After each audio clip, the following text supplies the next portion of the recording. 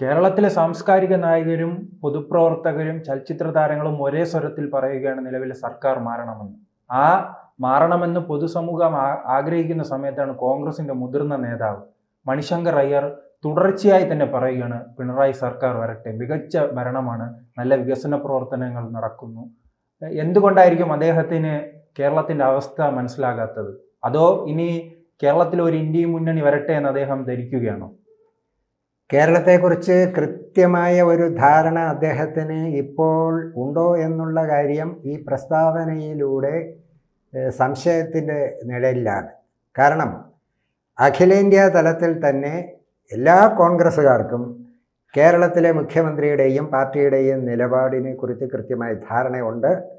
India സഖ്യത്തിൽ നിന്നുകൊണ്ട് തന്നെ രാഹുൽ ഗാന്ധി കേരളത്തിൽ മത്സരിക്കാൻ വന്നത് തെറ്റാണ് എന്ന് പറഞ്ഞ പാർട്ടിയാണ് CPM. അപ്പോൾ ഇന്ത്യ മുന്നണിയൊക്കെ ഈ കേരളത്തിന് വാളയാറിനപ്പുറത്തേ ഉള്ളൂ എന്നുള്ളത് കൃത്യമായി എല്ലാവർക്കും അറിയാം. പക്ഷേ തമിഴ്നാട്ടിൽ ഈ പ്രശ്നം ഇല്ലാത്തത് കൊണ്ട് മണിശങ്കർ അയ്യറിന് ഒരു പക്ഷേ അതിനെക്കുറിച്ച് വലിയ ഗ്രാഹ്യം കാണണമെന്നില്ല. അവിടെ CPM-ഉം കോൺഗ്രസും DMK-യും എല്ലാം ഒറ്റക്കെട്ടായി നിൽക്കുകയാണ്. അവിടെ ഒറ്റ വിരുദ്ധതയേ ഉള്ളൂ. അത് BJP വിരുദ്ധതയും AIDMK വിരുദ്ധതയുമാണ്. അപ്പോൾ കേരളത്തിൻ്റെ പിക്ചർ അതല്ല എന്നുള്ളത് അദ്ദേഹം സജീവ രാഷ്ട്രീയത്തിൽ ഇപ്പോൾ ഇല്ലാത്തത് കൊണ്ടോ എന്തുകൊണ്ടാണെന്ന് നമ്മൾക്കറിയില്ല. പക്ഷേ ഒരു കാര്യം ഉറപ്പാണ്, അദ്ദേഹം ആ പറഞ്ഞതിനെ അദ്ദേഹമല്ലാതെ ഒരാൾ പോലും വേറെ എൻഡോഴ്സ് ചെയ്യുന്നില്ല. ഈ മണിശങ്കർ അയ്യരുടെ കേരളത്തിലെ കോൺഗ്രസ് നേതാക്കൾ ഇങ്ങനെ കമ്മ്യൂണിസ്റ്റ് പാർട്ടിക്കെതിരെ സംസാരിക്കുമ്പോഴും നാം കണ്ടതായിരുന്നു. മാസങ്ങൾക്ക് മുമ്പ് ശശി തരൂർ കേരളത്തിലെ വ്യവസായത്തെക്കുറിച്ച് പുകഴ്ത്തി പറഞ്ഞിരുന്നു. ഇപ്പോൾ മറ്റൊരു കോൺഗ്രസ് നേതാവ് രംഗത്ത് വരികയാണ്. എന്തുകൊണ്ടായിരിക്കും കോൺഗ്രസിലെ മുതിർന്ന നേതാക്കൾ ഇങ്ങനെ രംഗത്ത് വരുന്നത്? അല്ല, അതിന് കാര്യമുണ്ട്. ശശി തരൂര് കേരളത്തിലെ വ്യവസായത്തെക്കുറിച്ച് പറഞ്ഞത് കോണ്ടെക്സ്റ്റ് ഏതാണെന്നറിയുമോ? 1,00,000 എത്രയോ പുതിയ സ്റ്റാർട്ടപ്പുകൾ കേരളത്തിൽ തുടങ്ങിയെന്ന് മുഖ്യമന്ത്രി പറഞ്ഞു. ഈ സ്റ്റാർട്ടപ്പ് എന്താണെന്നുള്ളത് പിന്നീടാണ് അദ്ദേഹം മനസ്സിലാക്കിയത്. പെട്ടിക്കടയുണ്ടല്ലോ, തട്ടുകടകൾ അടക്കമുള്ളതിനെയൊക്കെ ഈ തട്ടുകട വെക്കണമെങ്കിൽ രജിസ്റ്റർ ചെയ്യണം. അതെല്ലാം കൂടെ എടുത്തിട്ടാണ് ഈ എണ്ണം പറഞ്ഞത് എന്നുള്ളത് കൃത്യമായി അദ്ദേഹത്തെ ബോധ്യപ്പെടുത്തിയപ്പോൾ അദ്ദേഹം അതിൽ നിന്ന് പിൻവാങ്ങി. അപ്പോൾ ചില രാഷ്ട്രീയക്കാർ ശരിക്കും ചെയ്യേണ്ടുന്നതെന്നേ നമുക്ക് പറയാൻ പറ്റൂ. അത് ചെയ്യേണ്ടവർ വേണം നിശ്ചയിക്കേണ്ടത്. ഏത് കാര്യത്തെക്കുറിച്ച് അഭിപ്രായം പറയുമ്പോഴും നാളെ അത് തിരുത്തി പറയേണ്ടുന്ന ഒരു സാഹചര്യം ഉണ്ടാകരുത് എന്ന് ഉറപ്പുവരുത്തിയിട്ടേ പറയാം. പക്ഷേ നിർഭാഗ്യവശാൽ ആര് മൈക്രോഫോൺ കൊണ്ട് ആരെടുക്ക ചെന്നാലും ഒന്നും ആലോചിക്കാതെ മറുപടി പറയും. ഇതിൻ്റെ ഏറ്റവും നല്ലൊരു ഉദാഹരണം ഞാൻ പറയട്ടെ. ഈ സോഷ്യൽ മീഡിയ ഒന്നും ഇല്ലാത്ത കാലത്താണ് ശ്രീ AK ആൻ്റണി ഡൽഹിയിൽ നിന്നും തിരുവനന്തപുരം എയർപോർട്ടിൽ വന്നിറങ്ങുമ്പോൾ മാധ്യമങ്ങൾ, അന്ന് ഒരു സ്വകാര്യ ചാനലെങ്ങാണ്ടേ ഉള്ളൂ, ബാക്കി ദൂരദർശനയൊക്കെ ഉള്ളൂ. ഈ ന്യൂനപക്ഷങ്ങൾ ഒരുപാട് ആനുകൂല്യങ്ങൾ നേടുന്നു എന്നും പറഞ്ഞൊരു സ്റ്റേറ്റ്മെൻറ്റ്. അദ്ദേഹം പറഞ്ഞ മറുപടി, എൻ്റെ ഭരണത്തിന് കീഴിൽ ന്യൂനപക്ഷങ്ങൾ ധാരാളം ആനുകൂല്യങ്ങൾ നേടുന്നു. അവിടെ കൊണ്ട് കട്ട് ചെയ്തു. ഭയങ്കര വാർത്തയായി. പിറ്റേന്ന് മാതൃഭൂമിയിൽ അതിൻ്റെ ഫുൾ ടെക്സ്റ്റ് വന്നു എന്ന് പലരും ആക്ഷേപം ഉന്നയിക്കുന്നു. ഇത് രണ്ടും ഒന്നാണ്. സ്നേഹിക്കയില്ല ഞാൻ നോവും ആത്മാവിനെ, ഫുൾ സ്റ്റോപ്പ്, ഇതാടക്കം. സ്നേഹിച്ചിടാത്തൊരു തത്വശാസ്ത്രത്തെയും കൂടെ വരുമ്പോഴേ വയലാർ രാമവർമ്മ ആരാവും എന്നുള്ളത് വരും. അതുപോലെ പറഞ്ഞു തീരുന്നതിന് മുമ്പേ അതിനെ ആ ഒരു ആംഗിളിൽ അതിനെ കൊണ്ടുപോകാം. ഇവിടെ ഇപ്പോൾ അദ്ദേഹം പറഞ്ഞത് എന്താ? ഏറ്റവും നല്ല ഭരണം കേരളത്തിൽ നടക്കുന്നു, അതുകൊണ്ട് ഇദ്ദേഹം വീണ്ടും വരണം. രണ്ടാമതൊരിക്കൽ കൂടി ഭരണത്തിൽ വന്നില്ലേ? ഇതൊരു ചരിത്ര സംഭവമല്ലേ? അദ്ദേഹത്തിന് ചരിത്രബോധമില്ല എന്ന് പറയേണ്ടി വരും. 1970 മുതൽ 77 വരെ അച്യുതമേനോനാണ് കേരളത്തിൻ്റെ മുഖ്യമന്ത്രി. അടിയന്തരാവസ്ഥ കാലവും കൂടെ ഉണ്ട് അതിനകത്ത്. അന്ന് കോൺഗ്രസ്സിന് 35 MLA-മാരുണ്ട്. 17 MLA-മാരുള്ള CPI-യുടെ അച്യുതമേനോനെ കോൺഗ്രസ്സാണ് മുഖ്യമന്ത്രിയാക്കിയത്. അന്ന് CPI-യും കോൺഗ്രസ് ഒറ്റ മുന്നണിയാണ്. 70 മുതൽ 80 വരെ 10 വർഷം CPI കോൺഗ്രസിൻ്റെ സഖ്യകക്ഷിയായിരുന്നു.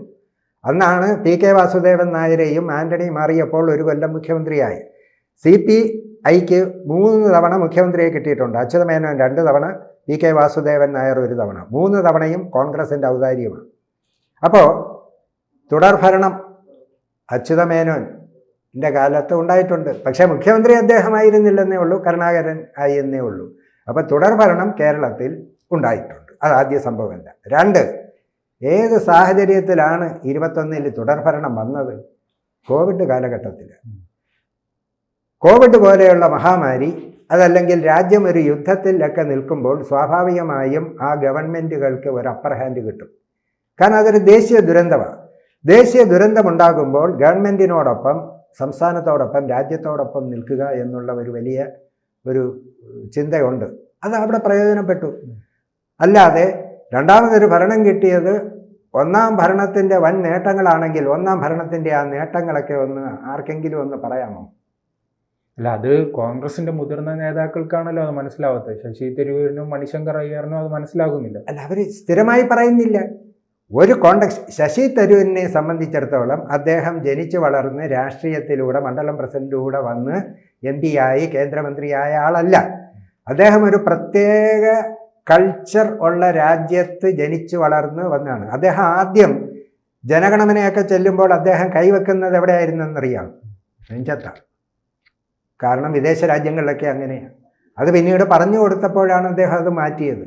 അതുപോലെ മറ്റ് രാജ്യങ്ങളിലും അതുപോലെയുള്ളിടത്തുമൊക്കെ ഏത് പാർട്ടിയാണെങ്കിലും ഏതെങ്കിലും ഒരു പാർട്ടി ചെയ്യുന്ന ഒരു പാർട്ടി ചെയ്യുന്നത് മുഴുവൻ വൃത്തികേടും ഒരു പാർട്ടി ചെയ്യുന്നത് മുഴുവൻ മഹാകാര്യങ്ങളുമാണെന്നൊക്കെ നമുക്ക് പറയാൻ പറ്റൂ. ഇപ്പോൾ മഹാത്മാഗാന്ധി ആയാലും ആരായാലും എന്തെങ്കിലുമൊക്കെ ചെറിയ ന്യൂനത കാണും. അപ്പോൾ ഏറ്റവും മോശം ചെയ്യുന്ന ഒരാളാണെങ്കിലും ചിലപ്പോൾ അയാൾക്കൊരു നല്ല സ്വഭാവം കാണും. അപ്പോൾ ഒരു നല്ല സ്വഭാവത്തിന്, ചെറുതാണെങ്കിലും ഒരു സ്വഭാവത്തിന് നല്ലതെന്ന് പറയുന്ന ഒരു കൾച്ചറിലൂടെയാണ് അദ്ദേഹം വന്നത്. ഇപ്പോൾ ഉദാഹരണത്തിന് നരേന്ദ്രമോദിയുടെ കാര്യത്തിൽ സ്വച്ഛ ഭാരത് നല്ലതാണെന്ന് അദ്ദേഹം പറഞ്ഞു. സ്വച്ഛ ഭാരത് ആര് ചെയ്താലും നല്ലതല്ലേ.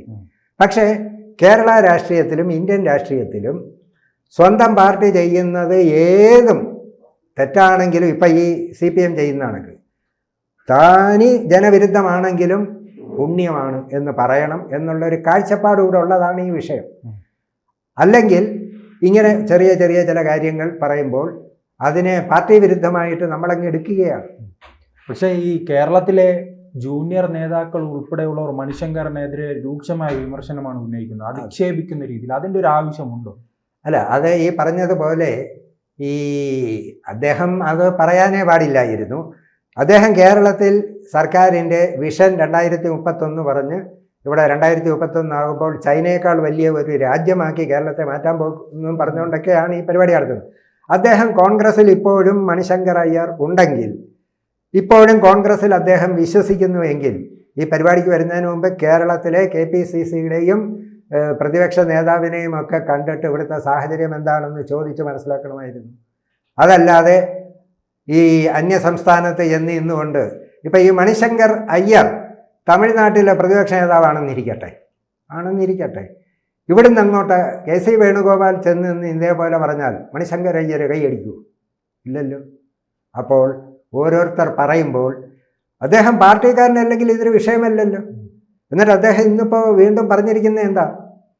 കേരളത്തിൽ VD സതീശനെ മുഖ്യമന്ത്രിയാക്കാം എന്ന് കേന്ദ്രം പറയുകയാണെങ്കിൽ ഞാൻ പിണറായി അടുത്ത മുഖ്യമന്ത്രിയാകുമെന്ന് പറഞ്ഞത് പിൻവലിക്കാം. അപ്പം ഇദ്ദേഹം ആരാ? ബ്രോക്കറാണ്.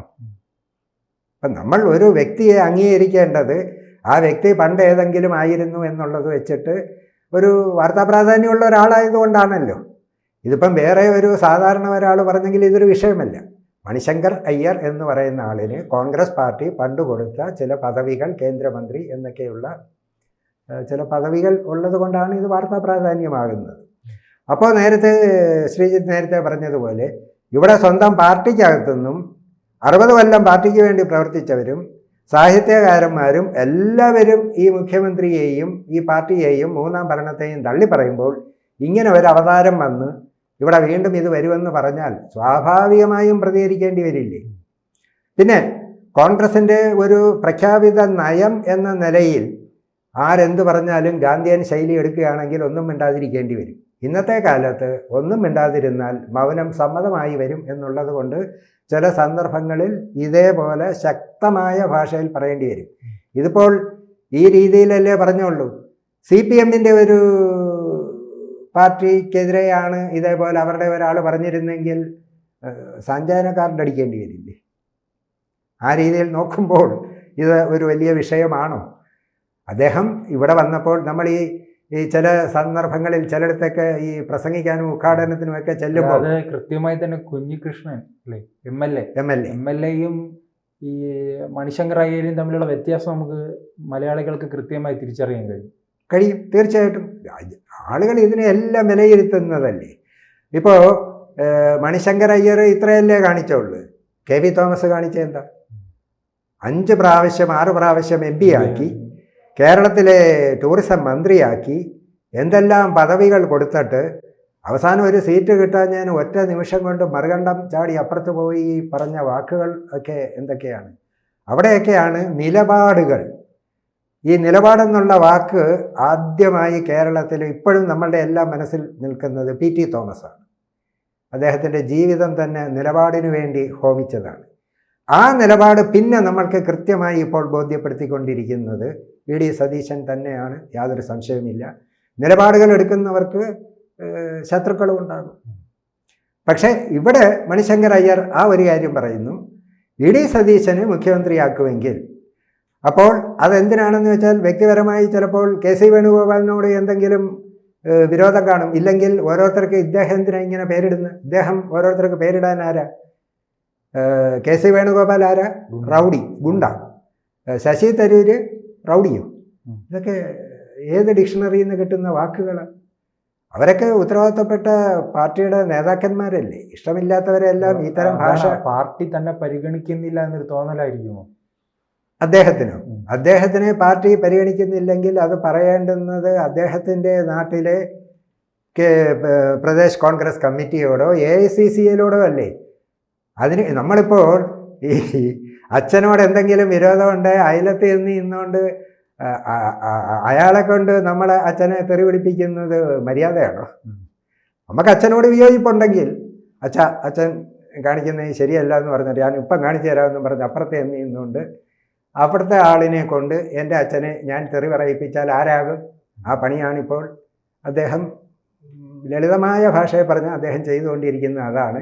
അദ്ദേഹം ചെയ്യുന്ന എന്താണെന്ന് അദ്ദേഹത്തിന് പോലും അറിയില്ല.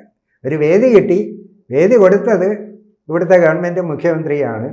അങ്ങനെ ചിലരുണ്ട്. ഒരു സമ്മേളനത്തിന് വിളിച്ചുകൊണ്ട് പോയി ഉദ്ഘാടനത്തിന് പോകുമ്പോൾ പറയും, നിങ്ങൾ പറയുന്നത് 100% ശരിയാണ്, ഇതാണ് നടപ്പിലാവേണ്ടത്. ഇതിന് വിരുദ്ധമായ ഒരു നിലപാടിൽ നാളെ ഇതിൻ്റെ അപ്പുറത്തെ സമ്മേളനക്കാർ പറയുമ്പോൾ ഇവിടെ പറഞ്ഞ ഓർമ്മ കാണത്തില്ല. അവിടെ ചെന്ന് പറയും, നിങ്ങൾ പറഞ്ഞതാണ് ശരി. ഇതിലേതാ ശരി എന്നുള്ളത് ജനങ്ങൾ നിശ്ചയിക്കുന്ന പോലെ മണിശങ്കർ അയ്യറിനെ അർഹിക്കുന്ന ആ ഒരു വാക്കുകൾ ഒന്നും നമ്മൾ ഉപയോഗിക്കുന്നില്ല. അർഹിക്കുന്ന നിലയിൽ അദ്ദേഹത്തിൻ്റെ പ്രസ്താവനയെ കാണുക, അത്രമാത്രം. കൂടുതൽ വാർത്തകളും വിശേഷങ്ങളും നിങ്ങളിലേക്ക് എത്താൻ ABC മലയാളം സബ്സ്ക്രൈബ് ചെയ്യുക, ബെൽ ബട്ടണും അമർത്തുക.